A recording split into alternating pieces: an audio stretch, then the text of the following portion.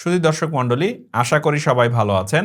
আমি ওসমান স্পিরিচুয়াল প্র্যাকটিসের মাধ্যমে ইয়াং পেশাজীবী এবং উদ্যোক্তাদের সফলতার চূড়ান্ত শিখরে যাওয়ার জন্য আমি হেল্প করে থাকি। আজকে যে বিষয়টি নিয়ে ডিসকাস করতে চাই, আমরা অনেকেই মনে করি যে টাকা পয়সা আমার টাকা পয়সার সমস্যা সমাধান করতে পারে। আপনারা অনেকেই শুনে ধাক্কা খাবেন যে আসলে টাকা পয়সার সমস্যা কখনো টাকা দিয়ে সলভ করা যায় না, অর্থাৎ টাকা কখনো টাকার সমস্যাকে সলভ করতে পারে না।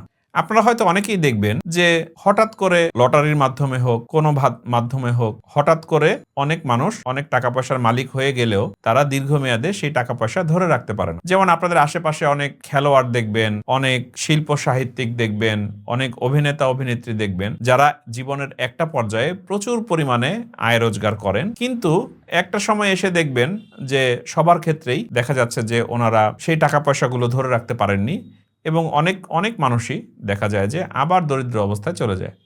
এর পিছনে কারণ হচ্ছে টাকা অর্জন এবং ধরে রাখা দুইটা কিন্তু ভিন্ন জিনিস। অনেক সময়ই দেখা যায় যে আমরা ছোটবেলা থেকে আমাদের মেন্টাল প্রোগ্রামিং যেরকম থাকে, আমরা মনের অজান্তেই সেই কাজগুলোই করে ফেলি যেই কাজগুলো আমাদের টাকা বারবার ড্রেন আউট হতে থাকে।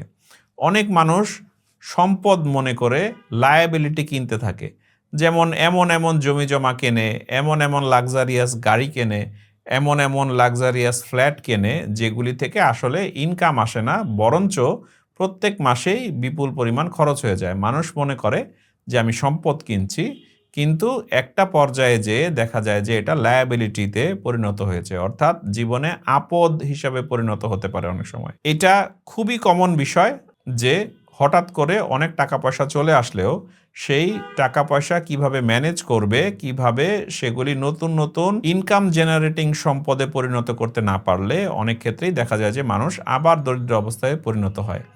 তো কিভাবে আপনারা স্পিরিচুয়ালি নিজেকে সাউন্ড রেখে কিভাবে সম্পদ অর্জন করতে হবে এবং কিভাবে সেই সম্পদকে উত্তরোত্তর বৃদ্ধি করতে হবে, এগুলির জন্য কিছু স্পিরিচুয়াল প্র্যাকটিস আছে, সেগুলি নিয়ে আমরা বিভিন্ন সময় আলোচনা করি। আপনি যদি মনে করেন যে আপনি একজন ইয়াং প্রফেশনাল এবং আপনি একজন উদ্যোক্তা এবং নতুন বিজনেস শুরু করেছেন, তাহলে কিভাবে আপনি সফল হবেন এবং কিভাবে নিজের সম্পদ তৈরি করবেন এবং সম্পদগুলো ধরে রাখবেন যাতে আপনার পরবর্তী প্রজন্ম সেগুলি এনজয় করতে পারে। তো সেই সব ব্যাপারে আমরা অনেকগুলো ফ্রি ট্রেনিং অ্যারেঞ্জ করি মাঝেই। আমাদের চ্যানেলগুলোতে লাইক, কমেন্ট এবং সাবস্ক্রাইব দিয়ে আমাদের সাথে থাকবেন এবং এখানে একটা লিঙ্ক দেওয়া থাকবে, যে লিঙ্কে রেজিস্টার করে রাখলে পরবর্তীতে আমাদের যে কোনো প্রোগ্রামে আপনি ফ্রি অফ কস্ট অংশগ্রহণ করতে পারবেন। সবাইকে অনেক ধন্যবাদ।